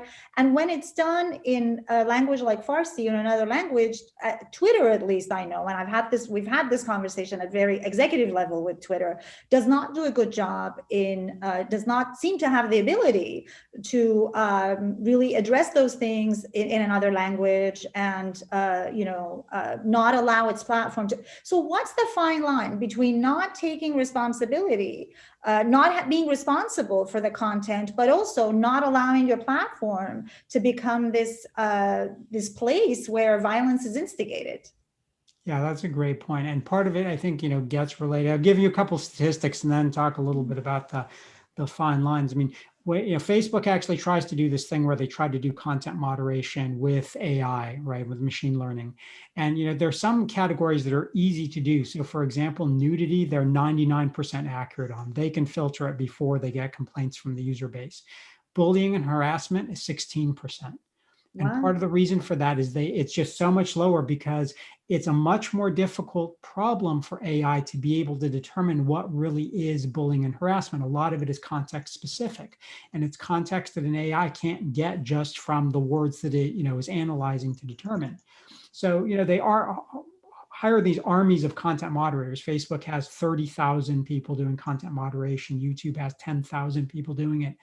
But part of the problem there is if the line, and this is where I get to the nuance, which I think you're spot on. If the only line we think about is, do you eliminate content or keep it in the ecosystem, we're not using all the tools we have available. There's a lot of other tools we have available. So things like demotion of content. Someone can post something, but other people can't necessarily see it, or it gets delayed in terms of how fast it spreads. There's a bunch of other things that we can do, shadow banning, other kinds of things in terms of getting people who are the real offenders in terms of bullying and harassment to not be able to spread their message. But the technology makes them think that they are, right? So what happens is they get to see that their things are posted, but no one else does. So they still believe they're part of the ecosystem when they're actually not. That's much more effective actually than just banning their content, because they'll come back in with a different, login or different ID and keep harassing. So I think that's part of it, is understanding what tools we have available and then actually pushing these companies to put more resources behind those tools. Yeah. Okay, Fanaz, I want to come back to the barrier topic. Among many different works you have done, one that perhaps shook the Iranian society most was your recent work on the Iranian version of Me Too. Even in the United States, Me Too had to do with breaking barriers, right? Not to mention in a society like Iran. But I also have a feeling that the reporting must have been quite different from the American version of Me Too. Here, Me Too started with people coming forward and publicly talking about it. Whereas in Iran, there was no such, there were a few people who did that, but it was not as widespread as what happened here. Do you think reporting would have been possible with your reporting on Me Too, would have been possible without technology? And among many different functions of technology, which one do you think it helps you most with that? I also want to, if you could also comment on how you did the fact checking and building trust in your reporting, given that you were not there. So thank you for highlighting the story. It's definitely one of the most important and one of the most difficult stories I've done in my career, because it was a very sensitive topic. It was a groundbreaking topic for the Iranian women. The credit goes to the Iranian women who broke their silence and broke the taboo of talking about sexual abuse and consent and the things that normally in our culture we don't talk about. And whether this story would have been possible, I don't think Iran Me Too would have been possible without technology. The story broke on Twitter, right? The story gained momentum on Twitter with a hashtag in Farsi called Manham and Azar Jinsi, which means Me Too and sexual harassment or sexual misconduct. And, you know, as somebody who monitors this space, I noticed this hashtag was gaining momentum, that in August, there was a lot of accounts that were anonymous from Iranians talking about being, you know, facing some sort of sexual abuse from a wide range of people, from professors, teachers, colleagues, boss, family members. But most of those accounts were anonymous. And I think the reason, unlike here, the reason why for Iran, this story really escalated and was made possible on social media is because social media gives you a barrier. It gives you a safe barrier. It's very different to come on TV and talk about this, or to talk about it in your family. But typing it into a computer and sending it sort of into the you know, oblivion and not knowing who's on the other side creates a safe space, or the perception of a safe space. Maybe it's not a safe space, but the perception of protection, right? So I think that's what was happening with the women, that they thought, well, you know, I don't really have to face the reaction from my relatives or my friends when I'm telling them this, so I'm just going to put it out there on Twitter. And it was groundbreaking. And then we had a journalist, Iranian journalist, who's recently moved to the US, Sara Matali, who was the first woman to go with her own name and publicly make allegations against the artist Aydin Aghlashlu on Twitter. And that gained when Sara did that, it really broke the dam. And suddenly you had many women coming forward with their full name, Iranian women in Iran, outside of Iran, narrating these tales of their own experiences with this on Twitter and on social media. So that's what that's where I saw the story. That's where I thought it was noteworthy. And I started digging. And, you know, like every story, you know, the story sort of, in reporting, the story unfolds as you're reporting, right? So I set out to do a story about Iran Me Too. I started contacting the women on Twitter and on social media who were posting these and saying, I'd like to get in touch with you. And then I started looking at the men that they were accusing, and Aydin Aghlashlu was the most prominent. And he had the most number of women making allegations against him and accusing him over a 30-year career period. So that, of course, as a journalist, attracted my attention. And I started calling everybody I knew and I could, you know, get a hold of in the art world in Iran, outside of Iran, and sort of trying to find that. So the story sort of took me to, started out sort of broader about Me Too, and then got narrower about this one specific case that was the most prominent. It was a difficult story because I had to break a number of barriers. I had to gain the trust of these women to tell me the stories. I had to listen to them for many, many hours over a 2-month period, like a therapist would, and listen to these traumatic retelling of their experiences. But I also had to ask hard-hitting journalistic questions, right? I also had to ask questions that a friend would not, right? And once all of that was done, I had to ask them to provide me with the contact of a family member or a friend or a colleague who knew about this, who had been told when this happened, so I could interview them independently, right, without that person's presence to corroborate, right?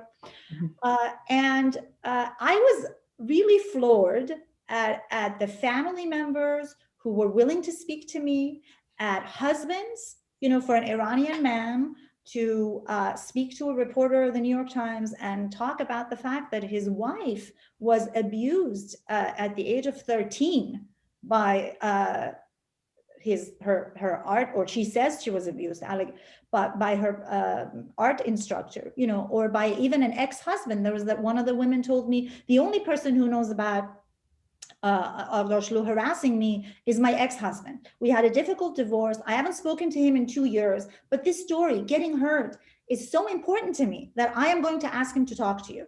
And he did. The ex-husband gave me an interview and sort of corroborated her story. So that to me was another groundbreaking moment, where not only were the women willing to break their silence, but there was these family members and husbands and sisters and mothers and friends who were supporting them and not doing what we do in our community, which is آبرومون میره, حرف نزن, be quiet, which is like, no, here's your voice, here's your platform, enough is enough, and times have changed. And we are going to support you in this decision to go public, in the hopes that something will shift in our society. And the blame that this idea that the woman is to be blamed and the man gets away with it because he's powerful or he's famous or he's well connected politically, those times are over. I think that was the message. Yeah, I certainly think breaking those barriers, even if the case doesn't lead to any conclusion on a specific people, just breaking the barriers to enable people to come forward and feel more comfortable talking about this, that was a remarkable achievement, and congratulations to you for breaking that news. Thank you. I see on one side that questions are coming in, and on the other side, I see that time is running out. So I'm going to get to some of the questions that I've got from the audience. And maybe I start with one for Mehran. The question is, social media companies are putting fact check on the content. Where are those coming from, and do people actually trust those sources? Well, do people trust those sources is a whole separate panel for another day. But where the fact checking comes from, it can depend on the platform. Some of them are automated. Some of them, I think, especially in high profile cases, they actually have, not just one person, but a review board that will sit and argue about whether or not they need to put a particular label on something.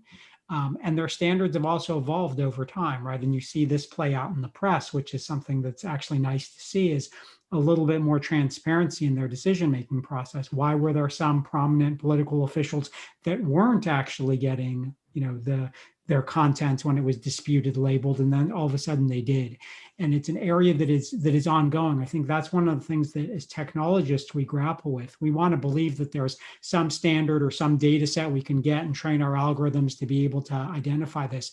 And the problem is that it's a moving target. Standards are changing. What we believe is actually protected speech or what is truthful is evolving. And so that makes it more difficult to come up with something that's automated to do this. So it's kind of a slow process and it's a painful process. I would want to believe that I still believe in, the value of truth and real journalism and people, being able to break stories. And I think, what Farnaz was talking about is inspirational. It's amazing. But we have a lot of people who sort of live in what they think is a post-truth world, right? And because their information ecosystem has been polluted. I think part of the problem is, like you mentioned, some of these algorithms are slow to develop and they are slow to train.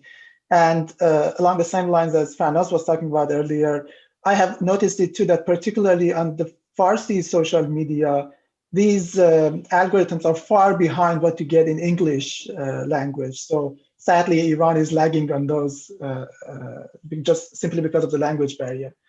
I have a question for Farnaz that says, a recent poll in the UK shows that the trust in press has significantly dropped in such a way that journalists are the least trusted people, only better than lawyers and politicians. Congratulations. do you think that activist journalists play a role in that?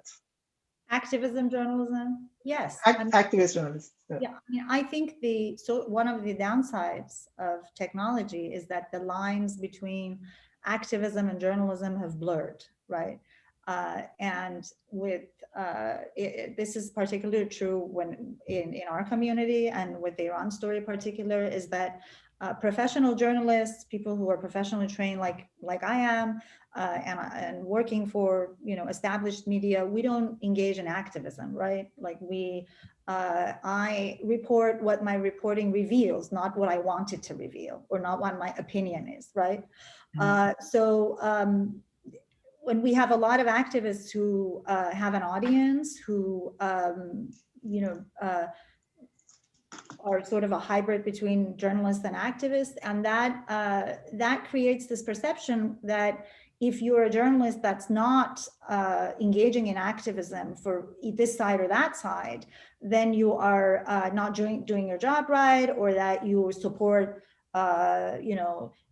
this side of the political faction and that side of the political faction, and sort of the professionalism of the job gets lost. And I mean, one of the problems that we face, yes, of course, when you have officials in the highest sort of level, like the president of the United States, for 4 years saying journalists are the enemy of the people, it's whatever stories are out there that criticize me are fake news, the public trust is going to erode. This is a very real fallout of the Trump presidency, I think.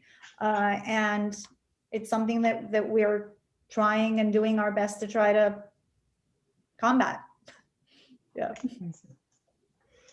Okay, I have a few questions that are similar questions from Iran. Maybe I combine them into one. It's mostly along the lines of what kind of reforms you recommend for making social media work better for democracy, or what issues you see with algorithms, how can human annotation help with those? So maybe your thoughts on specifically social media and how they can be modified to serve democracy better. Yeah, I mean, that's I think sort of the $1 million question is what do we want? I think the part of the issue is not necessarily understanding what a particular person wants, but what is the deliberation mechanism to be able to get the voice of everyone who wants to have a say in this, right? And so the way the governance is set up right now for these companies, no one has a voice except for the executives of those companies, more or less. I mean, you can get off a platform, right? There's movements like delete Facebook, but that's kind of a blunt instrument. So part of it is, do you trust a deliberative process?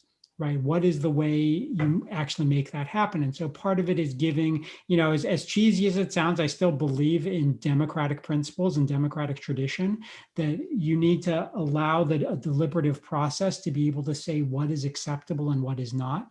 Part of that is also understanding what the norms are. For example, the norms around free speech in the United States are kind of an outlier with respect to the rest of the world, right? If you look at even in places like Europe, right? In Germany, for example, platforms are liable if they have Nazi content on their platform.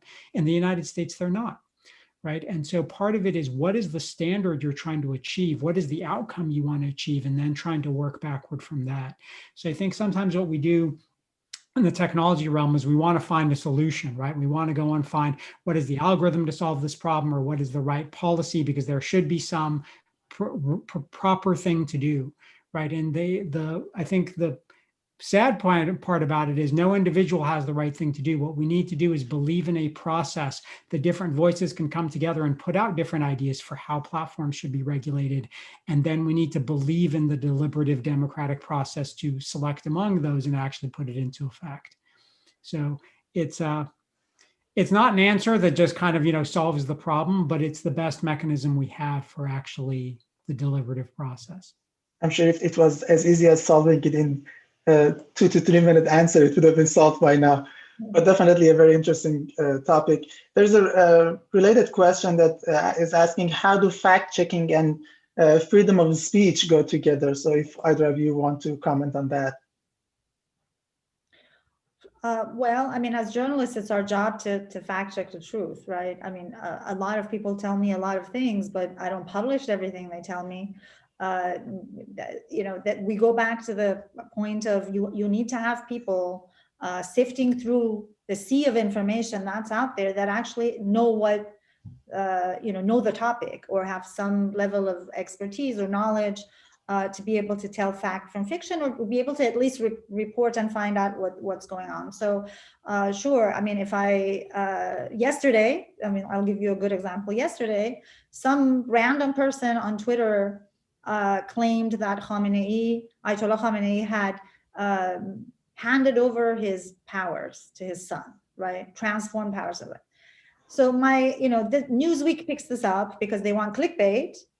And they say, oh, Ayatollah Khamenei is handing out over transferring power to his son. It was very embarrassing for them. Why? Because Newsweek doesn't have a reporter who knows Iran, knows context, knows that in Iranian constitution, there's no such mechanism of handing over power, right? So, my editor calls me and says, this thing is going on social media. And I said, in the Iranian constitution, there's the expediency council that decides when the supreme leader is either dead or incapacitated, who the power goes to. You can't just transfer it to your son. This is fake news, right? So we ended at that. But for some time, social media was a buzz, and then Newsweek had to issue an apology and retract that story. So there's a lot of information, a lot of things that are out there, but you need a person who knows what they're talking about to be able to say, is this true or is it false? And what do we do with it? And I think that's where my role and the role of trained professional journalists comes in. Mehran, do you have anything to add?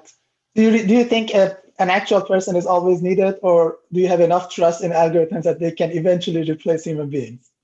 I mean, I think I want to believe in algorithms, but I think algorithms are not the place where they can replace humans, right? What we need is, what Farnaz is talking about is some understanding of context. Now, how far can we push algorithms? It's hard to say. I mean, some of the natural language processing algorithms we have right now are pretty powerful.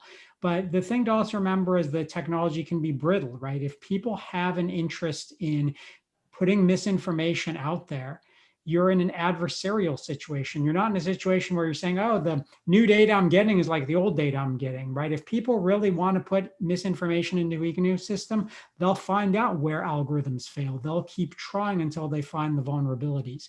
And that's why you need a human being to be able to say, like, I have some understanding of this context. I know what's going on. There's other bits of information that I can bring in to bear to do this. So, I think there's a lot of low-level misinformation that algorithms can take care of, but there's real substantive, efforts that are being made to inject more pollution into the system, and that's really where you need the expertise to be able to, the human expertise to be able to filter it out.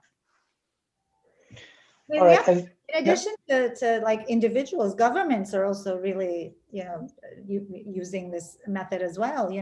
State-run media, political outlets that are affiliated with political parties in Iran and Egypt and elsewhere, they're also part of this game of putting out their narrative of what's happening and their narrative of the truth out too. So we're really facing this this tsunami of information that's not just by individuals, but also there's a whole establishment and sometimes a government behind it.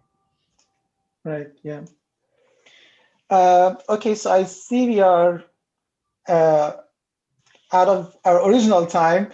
So I guess I'll ask one parting question from the two of you. So, when I was a kid during Iran-Iraq war, there were two evening newspapers, Kayhan and Etalat, and they would come around 4 or 5 p.m. It was the event of the day, and there was a sense of anticipation because that was a major source of information. Now, obviously, things have changed dramatically. Nobody waits for anything anymore. I want to see what you imagine to be the way we receive our news in 10 years. And if it turns out to be correct, we'll come back to you and probably give you an award. But how do you think in 10 years we will receive our news? Whoever wants to go first. Yeah, I think if I really knew the answer to that question, I would be trying to build it right now. We could form an enterprise and become very rich if we knew the answer to that. I mean, it's interesting how it's evolved. I mean, a couple of years ago, we're digital first. We're no longer print first, we're digital first. And then we're no longer digital first, but we're mobile first, right? So it's really changing. But I mean, I think that people are receiving and getting their news in shorter and more like brief snippets. I think that's something that we've seen as attention because of social media and attention spans. They don't engage with long stories as long, and they're used to getting sort of a bulletproof sense. How do you, I mean, I think that of course digital, whatever is the next technology, the news has to adapt itself, right? Whether it's social media or whether it's mobile or whatever the next technology is, and I leave that to the technologists to decide. We in the news business have to adapt to how people consume their information and create content that is easy for them to digest on that medium. You know, the way we did with apps, for example, and the way we went from, okay, now we have a website, now we've got to create apps, now we have to figure out how do we give them the news on an Instagram account because they're on Instagram. Young people are, how do we give them news on Twitter? How do we give it to them on Facebook? So it's a constantly evolving, world. Okay, Mehran, what do you think? The one thing I would add to that is, in addition to what platform we choose to get it on, I think what we're going to see in the future is there's so much information in the space that we're going to be choosing our information intermediary. And what I mean by that is rather than picking a particular, there'll still be people who will pick particular sources of news to get, right? Like I'm still going to subscribe to the Times, I'm still going to subscribe to the Post. But rather than just picking a particular platform like Facebook or Google or whoever that provides our news, what we'll pick is some information intermediary who will have, particular affiliations, who will filter news that comes out. And so then our choice will be, what is the kind of filter that we want to have? Right now, we don't, the filter is just given to us based on what the platform is. I do think there's a world in which it's possible, if we get the right regulation, to say there is actually a competitive space in terms of what information filters you can choose from. And that becomes very interesting for technologists. It also becomes interesting from the disinformation standpoint. But I think if we have more choice around how algorithms select our information, we can expose ourselves to a broader set of stuff. I mean, knowing some of the people in the audience and things that they're working on, I wouldn't be surprised if in 10 years we won't be reading any news at all, but the news will somehow slide into our subconscious without us even knowing that it's news that's coming to us. All right, so I just wanted to thank you again for your time and for the wonderful discussion. I really appreciate it, and I hope the audience have enjoyed the discussion too. I'll pass it on to Shahab, who will be doing the closing remarks. Thank you very much. Thank you for having us. I enjoyed it. Thank you. Thank you.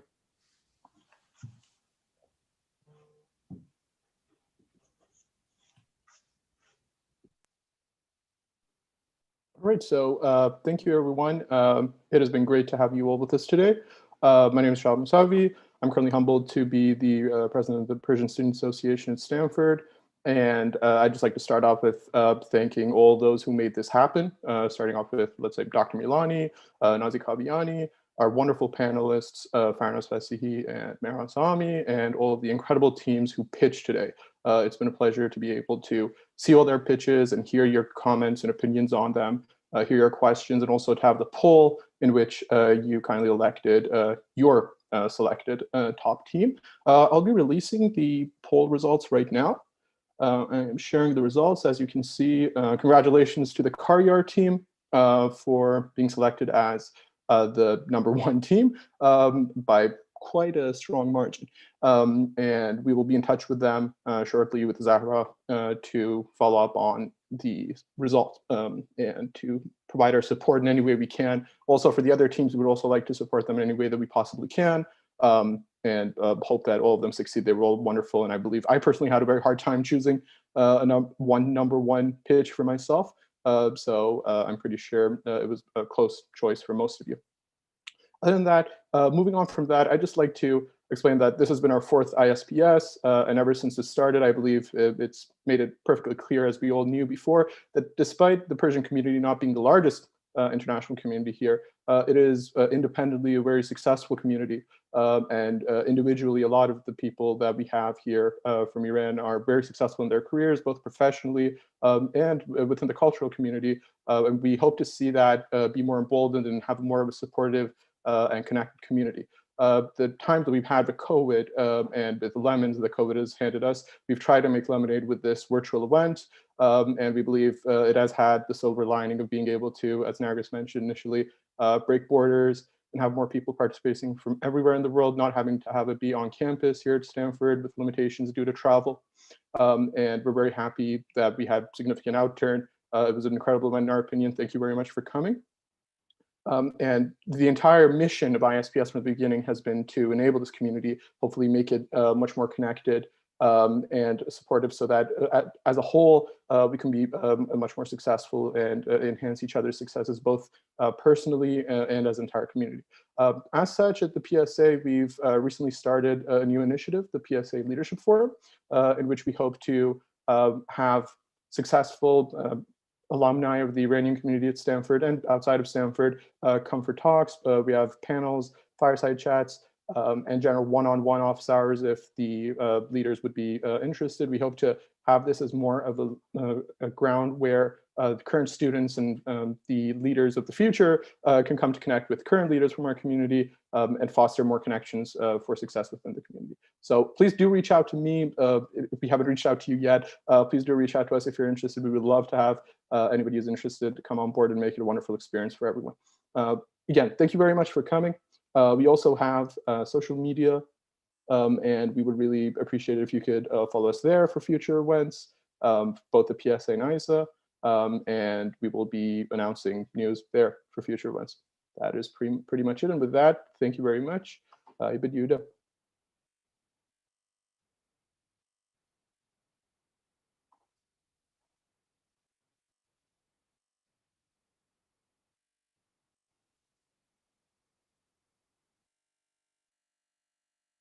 And yeah, with that, our official program is done. Thank you all for coming. Let's start going now.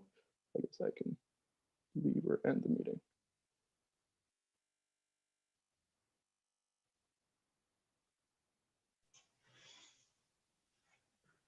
Good job, team.